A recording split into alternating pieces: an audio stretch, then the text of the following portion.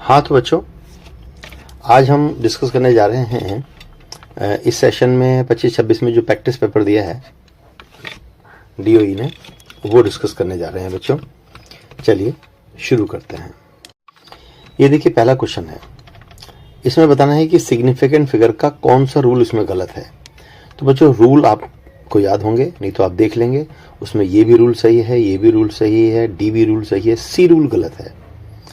तो इसका जवाब है सी।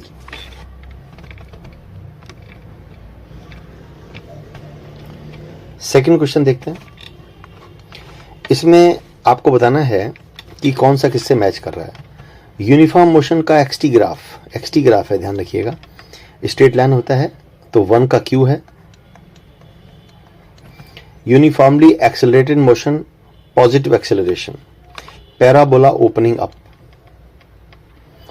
बच्चों यूनिफॉर्म मोशन का जो एक्सटी ग्राफ होता है वो स्ट्रेट लाइन होता है, और पॉजिटिव एक्सेलरेशन में जो एक्सटी ग्राफ होता है वो इंक्रीजिंग एक्सेलरेशन होता है ना, इंक्रीजिंग स्लोप। तो दूसरे का आर हो गया। Object at rest straight line होता है, और यूनिफॉर्मली एक्सेलरेटेड और डेक्लेरेटेड मतलब ये है कि नेगेटिव एक्सेलरेशन वाला, इसका जो है पैराबोला होता है। इसका पी वाला पार्ट है, क्योंकि नेगेटिव एक्सेलरेशन में एक्सटी ग्राफ में घटता हुआ स्लोप होता है इस टाइप से। तो बच्चों इसका जवाब है ए। चलिए अगला क्वेश्चन देखते हैं। इसमें पूछा हुआ है कि प्रोजेक्टाइल मोशन में कौन सी बात जो है horizontal component of projectile velocity in the absence of air, बताना है क्या। हॉरिजॉन्टल कंपोनेंट कंटिन्यूसली बढ़ता है, गलत है। ये वाला सही है। हॉरिजॉन्टल कंपोनेंट कांस्टेंट रहता है बच्चों, क्योंकि प्रोजेक्टाइल मोशन में वर्टिकल कंपोनेंट तो जब इधर से फेंकते हैं ना किसी बॉडी को, वर्टिकल कंपोनेंट पहले घटता है फिर बढ़ता है, लेकिन हॉरिजॉन्टल कंपोनेंट हमेशा कांस्टेंट रहता है। इसका जवाब है सी। एक बर्ड जो है वो एक केज में है। बर्ड का जो वेट है वो 2 न्यूटन है और केज का 1 न्यूटन है, तो नेट हो गया 3 न्यूटन। अब इसमें देखा बर्ड अगर यहां से उठ के उड़ने लग जाती है तो कितना होगा नेट वेट। बर्ड जब उड़ेगी तो ये हवा पे फोर्स लगाएगी, और बदले में जो है ना ये हवा के रिएक्शन से उड़ेगी, लेकिन हवा पे नीचे का दबाव मारेगी वेट के बराबर 2 न्यूटन। यानी कि अब भी 2 न्यूटन जो हवा पे ये दबाव मारेगी वो, और 1 न्यूटन पे गिरेगा। अब भी ये जो फोर्स है नेट फोर्स वो रहेगा 3 न्यूटन। जवाब है बी। इसमें बताना है कि फिजिकल कंसेप्ट जो है कौन सा मैच करता है। इसका जवाब है वर्क कैन बी नेगेटिव, बाकी गलत है। इन इलास्टिक कोलिजन में काइनेटिक एनर्जी कंजर्व रहती है, ये गलत बात है। कंजर्वेटिव फोर्स में क्लोज लूप में वर्क डन नॉन जीरो होता है, गलत, वो तो जीरो होता है। पावर का यूनिट जूल पर सेकेंड होता है, ये भी गलत। यानी कि इसका जवाब है D. Linear momentum is increase by 50%, then kinetic energy will increase by कितना। इसका जवाब है 125%। चलिए मैं आपको करके दिखाता हूं। तो देखिए बच्चों, पहली बात तो ये समझिए कि इसके अंदर जो फॉर्मूला लगेगा वो लगेगा E बराबर पी स्क्वायर बाई 2m, है ना। एनर्जी जो है वो लीनियर मोमेंटम का स्क्वायर अपन में 2m होती है। ये पहले बात समझ लीजिए कैसे होता है। ये काइनेटिक एनर्जी का फॉर्मूला है, m से डिवाइड किया, m से मल्टीप्लाई किया, mv का स्क्वायर कर दिया, तो पी स्क्वायर बाई 2m। तो ये तो आपका रिलेशन प्रूव हो गया। अब देखिए क्वेश्चन जो है वो कैसे ये करना है, ये देखिए। देखो पहले एनर्जी का फॉर्मूला है P1 स्क्वायर अपन 2m, बाद में मोमेंटम 50% बढ़ जाता है, तो P1 प्लस 50%, इसे सॉल्व करेंगे तो आ जाएगा 1.5 P1। अब नई जो एनर्जी है E2 वो हो जाएगी P2 square upon 2m। P2 है 1.5 टाइम्स ऑफ P1, स्क्वायर कर दिया 2.25 P1 स्क्वायर अपन 2m हो गया, लेकिन P1 square upon 2m E1 हो गया। यानी कि नतीजा यह है कि जो नई एनर्जी है वो पहली एनर्जी का 2.25 टाइम्स हो जाएगी। परसेंटेज चेंज जो है E2 माइनस E1 अपन 100 करके निकाला, तो ये देखिए यहां पर सॉल्व किया, आंसर आया 125%। 7वां क्वेश्चन देखिए बच्चों।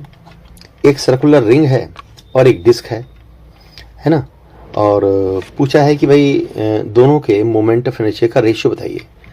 तो देखिए ये कैसे होगा। इसमें क्या है कि काफ़ी सिंपल क्वेश्चन है ये।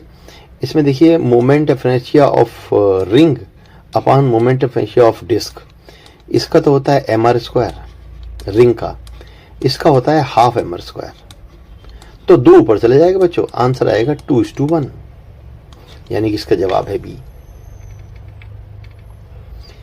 अब 8वां क्वेश्चन देखिए। इस क्वेश्चन में ये पूछा है कि एक सैटेलाइट है और उसकी ऑर्बिटल रेडियस 2r है, उसे 3r कर दिया, ऊपर ले गए, तो कितनी एनर्जी खर्च होगी? तो देखिए कैसे होगा। देखो बच्चों, सैटेलाइट की एनर्जी का फॉर्मूला होता है -gm/r, r होती है ऑर्बिटल रेडियस, पहले r है 2 × कैपिटल R, तो u1 हो गया इतना, और फिर u2 में 3r हो गया, और फिर चेंज निकाल लिया u2 - u1, तो gm/r कॉमन ले लिया, आंसर आ गया gmm/6r। तो u2 - u1 करके जो जितनी ये जो एनर्जी आई ना, उतनी एनर्जी प्रोवाइड करने की पड़ेगी, उतना वर्क करना पड़ेगा बच्चों। 9 क्वेश्चन में बच्चों ये दे रखा है कि 2 मटेरियल 1 और मटेरियल 2 इनके ग्राफ दे रखे हैं। तो इसमें ग्राफ देखकर बड़ी स्पष्ट सी बात है बच्चों कि इसका जो जवाब है ना बच्चों, बाकी सारे ऑप्शन गलत हैं, सी है। Material 2 is elastic over larger region of strain. देखिए मटेरियल 1 जो है इतने रीजन तक इलास्टिक है, और मटेरियल 2 लार्जर रीजन के लिए इलास्टिक है बच्चों। ये इसका ऑप्शन सी है, बाकी जवाब गलत हैं। 10th क्वेश्चन देखिए बच्चों। Why does water at the bottom of lake remain 4 degree, जबकि सरफेस पर फ्रीज हो जाता है? तो बच्चों जो लेक होती है उसमें जैसे ही टेम्परेचर जो है 4 डिग्री होता है ना, 4 डिग्री सेल्सियस, 4 डिग्री सेल्सियस पे वाटर की डेंसिटी मैक्सिमम होती है, मतलब वाटर भारी हो जाता है, भारी होके वो 4 डिग्री का पानी नीचे आ जाता है। और जब तक ये 4 डिग्री का पानी नीचे आता है ना बच्चों, तब तक टेम्परेचर और कम हो जाता है ऊपर। टेम्परेचर जब 4 से होता है 3 डिग्री, है ना, 2 डिग्री, 1 डिग्री, तो बच्चों टेम्परेचर जो 4 से घटता है ना, तो 4 डिग्री पे तो डेंसिटी मैक्सिमम होती है, और 4 से कम पर डेंसिटी कम हो जाती है, मतलब पानी हल्का हो जाता है। यानी कि जो ठंडा पानी है वो हल्का होता है, वो नीचे नहीं आता, तब तक टेम्परेचर हो जाता है 0 डिग्री सेल्सियस, और ये पानी जम जाता है। और 4 डिग्री का जो भारी पानी है वो नीचे रहता है, और ऊपर जो है पानी जम जाता है ना। इसी वजह से एक्वेटिक एनिमल जो है वो जीवित रहते हैं बच्चों। ये वाटर का जो है एनोमलस एक्सपेंशन कहलाता है। तो इसका जवाब है water has maximum density at 4 degree Celsius.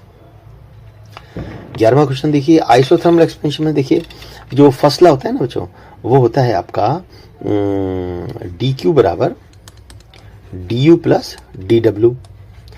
Isothermal change में टेम्परेचर कांस्टेंट होता है, तो इंटरनल एनर्जी कांस्टेंट होती है, यानी कि du हो गया कांस्टेंट, यानी कि dq बराबर dw, q बराबर w। आइसोथर्मल में ये लगता है। 12वां क्वेश्चन देखते हैं। इसमें बच्चों रेट ऑफ हीट फ्लो वाला कॉन्सेप्ट है। जैसे मान लीजिए एक इधर से हम किसी चीज को गर्म कर रहे हैं फ्लेम से, इधर ठंडा है, तो यहां से हीट फ्लो हो रही है। तो रेट ऑफ हीट फ्लो जो हमने आपको पढ़ाया था, dq/dt का एक फार्मूला होता है बच्चों। क्या फार्मूला होता है आपको याद होगा? चलिए मैं यहां बताता हूं आपको। dq/dt बराबर KA dt/dx टेम्परेचर ग्रेडियंट होता है। अब इसमें क्या है कि जब टेम्परेचर एक तरफ 100 है, एक तरफ 110 है, तो डिफरेंस है 10 डिग्री। उस समय rate of heat flow 4 joule पर सेकेंड है। बाद में अगर टेम्परेचर डिफरेंस हो गया 200 और 210, तब कितना रेट ऑफ हीट फ्लो होगा? बच्चों अंतर तो अब भी 10 का ही रहा ना। टेम्परेचर ग्रेडियंट पहले भी सेम था, क्योंकि अंतर 10 डिग्री था, अब भी 10 डिग्री है, यानी कि अब भी रेट ऑफ फ्लो सेम ही रहेगा, 4 जूल पर सेकेंड। अब आगे क्वेश्चन है एसरेशन और रीजिंग वाले हैं बच्चों। जैसे कि आप जानते हैं इसके 4 जवाब होते हैं, ABCD। चलिए देखते हैं। Minimum number of non equal vector in a plane to give 0 resultant. 3 vector होने चाहिए मिनिमम, तब उनका रिजल्टेंट 0 हो सकता है। उसकी वजह यह है 2 का रिजल्टेंट तीसरे से कैंसिल हो जाता है। इसमें दे रखा है एसरेशन, ये दे रखा है एसरेशन सही है, लेकिन रीजन भी सही है, लेकिन ये रीजन उसका नहीं है। ऊपर वाले का जो रीजन है वो मैंने आपको बताया, 2 का रिजल्टेंट तीसरे से कैंसिल होना चाहिए, यानी कि इसका जवाब होगा बी। एसर्शन सही है, रीजन भी सही है, लेकिन रीजन एसर्शन का रीजन नहीं है। 14 देखिए। रेडियस ऑफ गायरेशन डिपेंड करती है एक्सिस ऑफ रोटेशन पर, सही है। Radius of gyration root mean square distance होती है, बिल्कुल सही है दोनों। और ये जो रीजन है ये इसी का रीजन है, तो इसका जवाब है ए।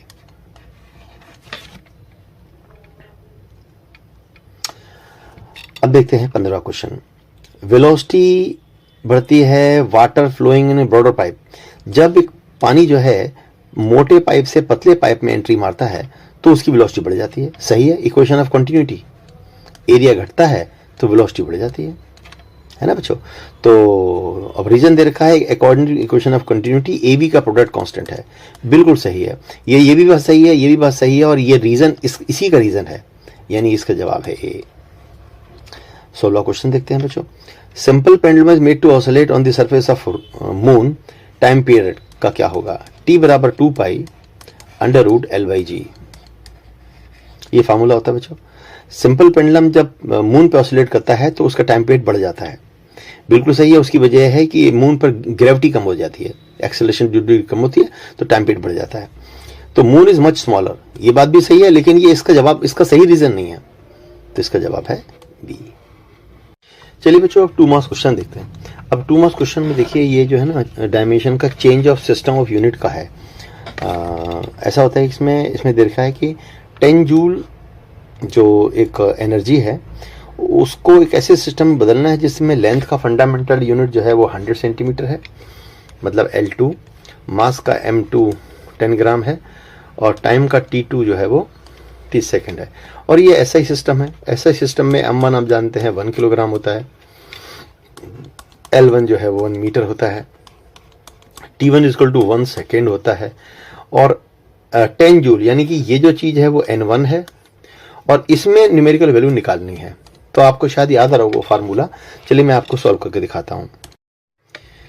ये देखिए, ये मैंने फार्मूला लगाया N2 बराबर N1 वाला। इसमें जो डायमेंशन ABC है ना, जूल एनर्जी है, एनर्जी का होता है ml square T-2, A1 B2 और C जो है -2। हमने ये फार्मूला लगा दिया, M1 M2 और M1 L1 T1 की वैल्यू डाल दी, और M2 L2 T2 नई सिस्टम की वैल्यू डाल दी, और किलोग्राम को ग्राम में बदल के हमने यहाँ पर इसको कैंसिल आउट कर दिया सबको। 1/30 की पावर -2, तो 30 की पावर +2 हो गया। सॉल्व किया तो N2 आ गया 9 10 की पावर 5, यानी कि नए सिस्टम में 10 जूल जो है वो 9 10 की पावर 5 न्यू यूनिट के बराबर होगा बच्चों। चलिए अगला क्वेश्चन देखते हैं। तो देखिए बच्चों, अभी जो हमने 17 क्वेश्चन का ए पार्ट किया था, एक 17 क्वेश्चन में एक बी पार्ट है, यानी कि और पार्ट है इसका। तो इस क्वेश्चन में देखिए इसमें क्या दे रखा है, इसमें जो है ना एक रिलेशन आपको दे रखा है। इसमें सभी ये जो I F V W L ये सभी जो है ना स्टैंडर्ड फिजिकल क्वांटिटी है, सबके डायमेंशन फार्मूले आप डाल देंगे, और आपको क्यू का डायमेंशन फार्मूला निकालना है बच्चों, और पहचानना है ये कौन सी क्वांटिटी है। बच्चों मोमेंट ऑफ इनर्शिया का ml स्क्वायर होता है, और फोर्स का ml-T-2 होता है, वेलोसिटी का L-T-1 उसका Q हो जाएगा, W का ml स्क्वायर T-2 होता है, और लेंथ का L होता है। सारी वैल्यू डालेंगे, सॉल्व करेंगे बच्चों, तो Q का डायमेंशन फार्मूला आएगा ml-T-3। इस तरीके से ये हो गया ml-T-2 अपॉन T, यानी कि फोर्स अपॉन टाइम की ये जो है ना डायमेंशंस हैं। फोर्स अपॉन टाइम को आप कह सकते हैं rate of change of force. तो ये जो Q है ये rate of change of force को शो करेगा, आप ऐसा कह सकते हैं बच्चों। तो इस तरीके से आप इसको कर लेंगे। चलिए अब देखते हैं नेक्स्ट क्वेश्चन बच्चों।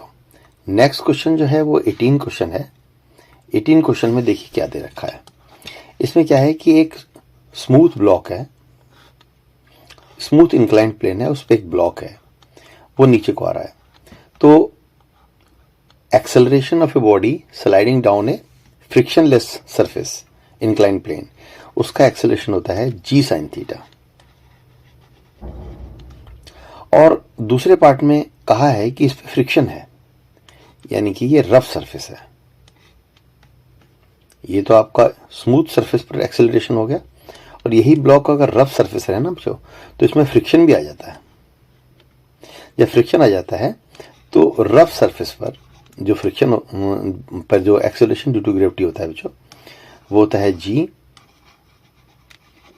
sin theta minus mu cos theta. तो अब मैं आपको समझाता हूं कि ये फर्दर आगे कैसे होगा बच्चों। देखो बच्चों, फॉर्मूला होता है एस बराबर यूटी प्लस हाफ ए टी स्क्वायर, है ना। एस बराबर यूटी प्लस हाफ ए टी स्क्वायर फार्मूला है। और इसमें पहले स्मूथ सरफेस पे देखिए, स्मूथ सरफेस पर जो एक्सेलरेशन होता है ना बच्चों, वो जी साइन थीटा होता है। वर्क एनर्जी पावर में ये टॉपिक है, लॉज ऑफ मोशन में है शायद। अच्छा, उसके बाद टाइम हो गया स्मूथ सरफेस का टी एस, सॉल्व किया बच्चों तो डी बराबर हो गया half g sine theta into T S का स्क्वायर। यहां से स्मूथ सरफेस जो टाइम लगेगा वो आ गया 2d अंडर रूट के अंदर अपॉन जी साइन थीटा। अब यही टाइम जो रफ सरफेस पर होगा, उसमें रफ सरफेस पर जो एक्सेलरेशन होता है ना बच्चों, वो जी साइन थीटा नहीं होता, बल्कि जी ब्रैकेट में sine theta minus mu cos theta होता है। Motion of a body on a rough incline plane, ये जो है ना, या तो लॉज ऑफ मोशन में है ना, या फिर उसमें है, देख लेना वर्क एनर्जी पावर में है ना। तो उसमें जो है बच्चों acceleration g sine theta minus mu cos theta हो गया रफ सरफेस पर। अब दोनों का जो रिलेशन ये रखा है रफ सरफेस का एन टाइम्स है स्मूथ सरफेस के, हमने इसको उसके बराबर लिख दिया, है ना बच्चों। हमने इसको इसके बराबर लिख दिया बच्चों, बराबर लिख दिया। तो आगे देखिए क्या हुआ, पहले दोनों तरफ स्क्वायर कर दिया है, स्क्वायर कर दिया तो 2 कट गया, डी कट गया, और फिर जी भी कट गया है, एन का स्क्वायर हो गया, रूट हट गया। तो साइन थीटा बराबर N square times of sine theta minus mu cos theta आ गया है। थीटा 45 है, साइन 45 1/√2, कॉस 45 1/2, 1/√2 कॉमन आ गया है। तो बच्चों कट गया है वो। उसके बाद 1 बराबर एन स्क्वायर 1 माइनस म्यू, और 1 upon n square 1 minus mu, और उसके बाद म्यू बराबर 1 माइनस, ये देखिए ये प्रूव हो गया, है ना। तो ये आपका डन हो गया। चलिए देखते हैं अगला क्वेश्चन। इसमें एक मास m है, इसके 2 पार्ट ऐसे करने हैं क्योंकि फोर्स मैक्सिमम हो। तो मान लीजिए एक पार्ट x है, दूसरा हो गया m माइनस एक्स, ठीक है बच्चों। तो फोर्स हो गया कितना, F बराबर G m1 m2 by are square. अब जब फोर्स मैक्सिमम होगा तो dF अपॉन dx जो है वो 0 हो जाएगा। जब हम इसका डिफरेंशिएट करेंगे तो देखिए ये कैसे करेंगे, समझाता हूं। देखो बच्चों, ये फोर्स का फार्मूला हो गया, डिफरेंशिएट किया dF बाई dx, कांस्टेंट बाहर आ गया, D upon dx of x से मल्टीप्लाई कर दिया पहले, mx माइनस एक्स स्क्वायर हो गया, फिर mx हो गया m, एक्स स्क्वायर का 2x, g by are square बाहर रहा। अब एक बात खास सुनो, मैथमेटिक्स का थोड़ा सा कॉन्सेप्ट है कि कांस्टेंट का डिफरेंशिएशन 0 होता है, और अगर किसी चीज का डिफरेंशिएशन 0 हो तो वो चीज कांस्टेंट होती है। क्योंकि हमने dF बाई dx किया और f है मैक्सिमम, तो dF बाई dx कितना होगा 0, यानी कि dF अपॉन dx जब हमने निकाल लिया उसको रख दिया 0, यानी कि m माइनस 2x 0, x बराबर m/2, यानी कि दोनों टुकड़े होने चाहिए m/2 m/2। डन। चलिए बच्चों अब देखते हैं नेक्स्ट क्वेश्चन, क्वेश्चन नंबर 20। देखिए इस क्वेश्चन में कहा है कि डिफाइन कंप्रेसिबिलिटी। देखिए बल्क मॉडुलस बी के रेसिप्रोकल को बोलते हैं, तो compressibility is equal to 1 upon bulk modulus. Bulk modulus का यूनिट होता है पास्कल, तो इसका ऐसा यूनिट हो गया पास्कल माइनस 1 कंप्रेसिबिलिटी का, इसको आप जी बोल सकते हैं। कंप्रेसिबिलिटी का ऐसा यूनिट होता है pascal minus 1। Dimension formula, dimension formula बच्चों जो बल्क मॉडुलस का होता है MLT माइनस 2, उसका उल्टा कर दो, यानी कि m minus 1 L1 T minus 2, है ना। ये जो है इसका डायमेंशन हो जाएंगी। अब देखिए इसके और में भी एक क्वेश्चन दे रखा है, elastic potential energy per unit volume in terms of stress strain. तो बच्चों ये इलास्टिसिटी वाले में जो है ना, इलास्टिक पोटेंशियल एनर्जी का टॉपिक हमने आपको कराया था, और उसमें प्रूव कराया था कि elastic potential energy small you होती है और वो ड्राइव करने पर आ जाती है half into stress into strain. ये वाला डेरिवेशन है बच्चों। चलिए अब हम देखते हैं अगला क्वेश्चन, क्वेश्चन नंबर 21। देखिए इसमें 2 डिफरेंट रॉड हैं, उनके कोफिशिएंट एक्सपेंशन α1 α2 हैं, इनिशियल लेंथ L1 L2 हैं, उन्हें गर्म किया गया। गर्म किया करने पर उनकी जो लेंथ है बच्चों L1 की हो जाएगी L1 डैश, और L2 की हो जाएगी L2 डैश, है ना, चेंज आ जाएगा। Find the relation α1 α2 L1 L2 such that difference between their length remain constant. यानी कि क्वेश्चन में दे रखा है कि अगर मान लीजिए L2 dash minus L1 dash, गर्म करने के बाद उनकी लेंथ में चेंज है, और गर्म करने से पहले है L2 माइनस L1, तो ये चेंज बराबर है। तो अब ये क्या रिलेशन आएगा, चलिए मैं आपको बताता हूं। देखिए बच्चों 21 क्वेश्चन में ये एक लीनियर एक्सपेंशन का जो थर्मल एक्सपेंशन में टॉपिक है, जब किसी रॉड को हम गर्म करते हैं तो उसकी फाइनल लेंथ L1 का ये फार्मूला होता है, ये वाला फार्मूला, ये L1 का फार्मूला होता है बच्चों। अच्छा, ये फार्मूला L1 का होता है। ऐसे ही दूसरी रॉड के लिए ये L2 का फार्मूला हो गया। अब दे रखा है कि जो उनकी लेंथ में जो चेंज आता है वो ओरिजिनल वाली लेंथ में चेंज के बराबर ही है, L2 माइनस L1 होगा L2 dash minus L1 dash. अब हमने L2 डैश और L1 डैश की वैल्यू पुट करी, माइनस किया दोनों को, माइनस से साइन चेंज हो गए, फिर यहाँ पे देखिए मल्टीप्लाई कर दिया, L2 माइनस L1 और L2 माइनस कट गया, सॉल्व किया तो डेल्टा टी भी कट गया बच्चों, और हमारा आंसर आ गया L2 और अल्फा 2 बराबर L1 अल्फा 1। चलिए बच्चों, अब हम जो है अब चलते हैं सेक्शन सी की तरफ। इसमें 3 मार्क्स क्वेश्चन है बच्चों। देखते हैं इन 3 मार्क्स क्वेश्चन में कैसे कैसे क्वेश्चंस हैं। एक क्वेश्चन है, एक balloon is ascending at the rate of 14 metre per second. एक बैलून जो है वो ऊपर की तरफ जा रहा है जब वो height of 98 metre above the ground, जब वो 98 मीटर पे है तो पैकेट को वहां से गिरा दिया जाता है। After how much time and at what velocity does the packet hit the ground. अब इसमें एक बात यह है कि बच्चों बैलून ऊपर जा रहा है तो पैकेट यहाँ से गिराया जाएगा, जिस समय गिराया जाएगा वो ऊपर जा रहा होगा, फिर उसे ग्रेविटी खींचेगी तो पैकेट यूं करके और यूं गिरेगा बच्चों। It's a very very unique question. इसमें इनिशियल वेलोसिटी ऊपर है लेकिन डिस्प्लेसमेंट नीचे है, ग्रेविटी नीचे है। थोड़ा सा देखते हैं इसको, ये कैसे करेंगे इसको।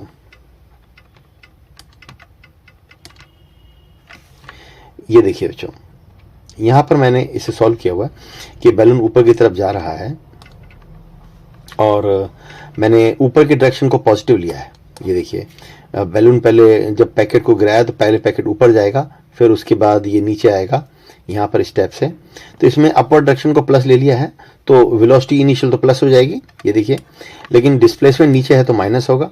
यूडी प्लस हाफ इट का फार्मूला लगाया है हमने यहाँ पर, और आप देख सकते हैं कि डिस्प्लेसमेंट नीचे की तरफ है -98, U 14 प्लस का है, और ये A माइनस जी ले लिया है, सॉल्व किया है बच्चों। और उसके बाद इसे जो है हमने थोड़ी कैलकुलेशन बड़ी अजीब सी है, हालांकि ऐसा क्वेश्चन एनसीईआरटी में भी है और हेल्प बुक में भी बहुत कॉमन क्वेश्चन है, लेकिन इसमें कैलकुलेशन इजी होती है। इसमें थोड़ी सी टफ है लेकिन कोई बात नहीं। चलिए कंसेप्ट समझिए, 4.9 से डिवाइड कर दिया है तो उसके बाद से क्वाड्रेटिक इक्वेशन बन गई है, ये वाली देखिए।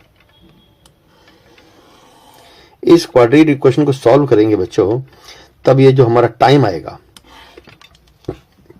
ये 5.91 सेकेंड आ जाएगा।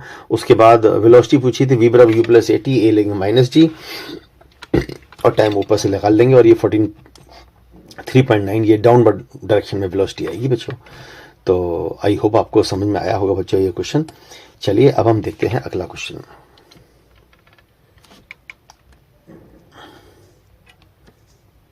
Prove that the maximum horizontal range is 4 times the maximum height attained by the projectile when fired at angle। जरा सोचिए कैसे होगा। तो देखिए बच्चों, इसमें हमें प्रूव करना है क्वेश्चन में कि जो मैक्सिमम रेंज होती है, रेंज का फार्मूला होता है U का sin 2 थीटा बाई जी, और मैक्सिमम रेंज जो होती है वो थीटा 45 होती है। आपको प्रूव करना है कि जो मैक्सिमम रेंज है वो 4 टाइम्स ऑफ मैक्सिमम हाइट होगी, जबकि मैक्सिमम हाइट 45 डिग्री पर है मैक्सिमम रेंज वाले एंगल पर, यानी कि एट मैक्सिमम रेंज एंगल यानी कि थीटा 45 पर आपको प्रूव करना है कि आर मैक्स 4h होता है। चलिए शुरू करते हैं। मैक्सिमम रेंज का एंगल होता है थीटा 45। अब देखिए रेंज का फॉर्मूला क्या होता है, U का sin 2 थीटा बाई जी।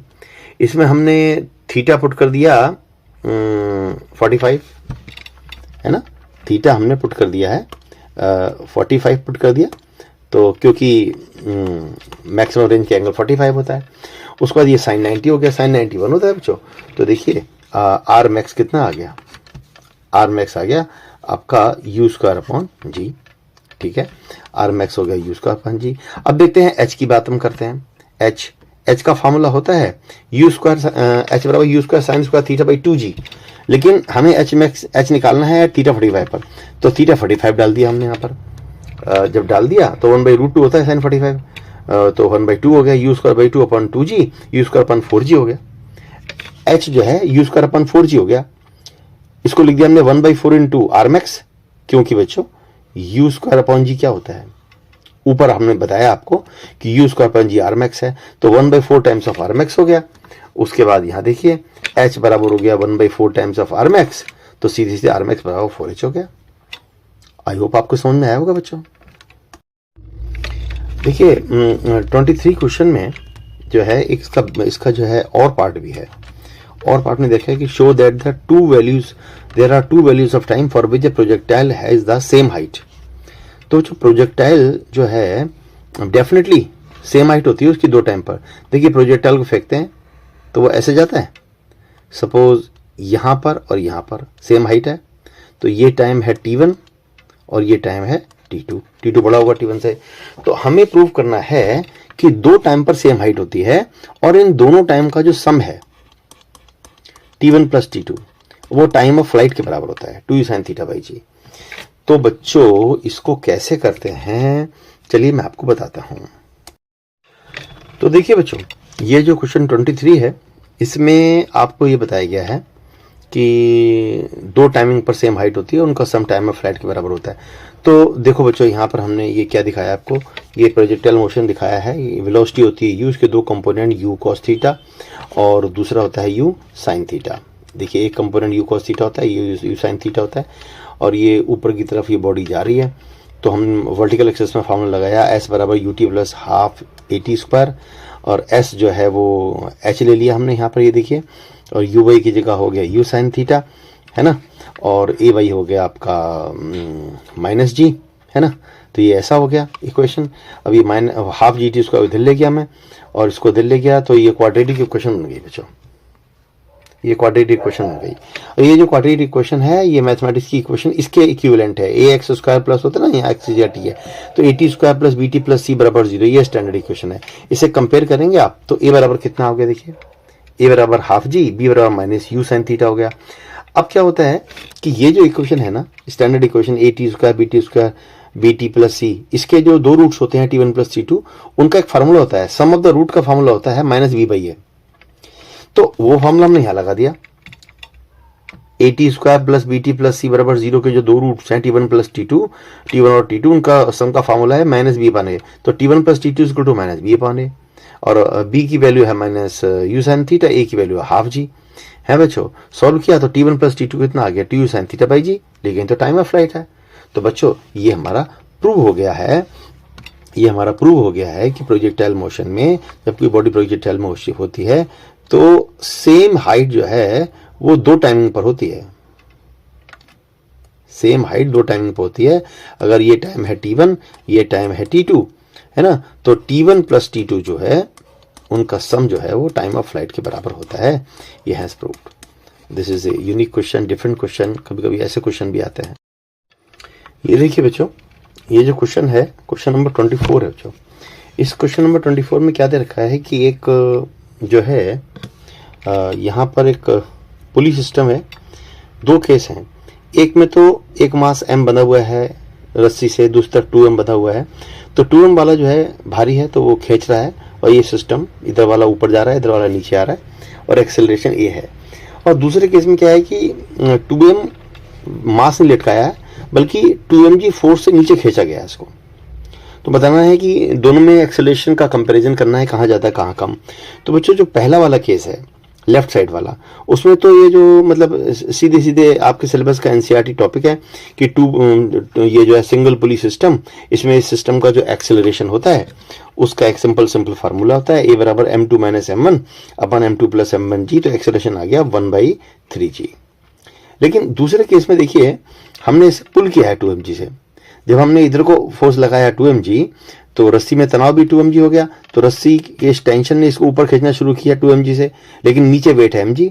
तो यानी कि इस पर जो नेट फोर्स लगेगा 2mg माइनस mg लगेगा। अब जो नेट एक्सेलरेशन होगा इसका वो होगा सिंपल न्यूटन लॉ से, सेकंड लॉ से, नेट फोर्स अपॉन मास।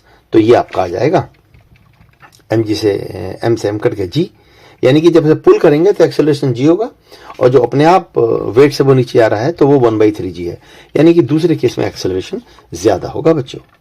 तो ये हो गया आपका सवाल।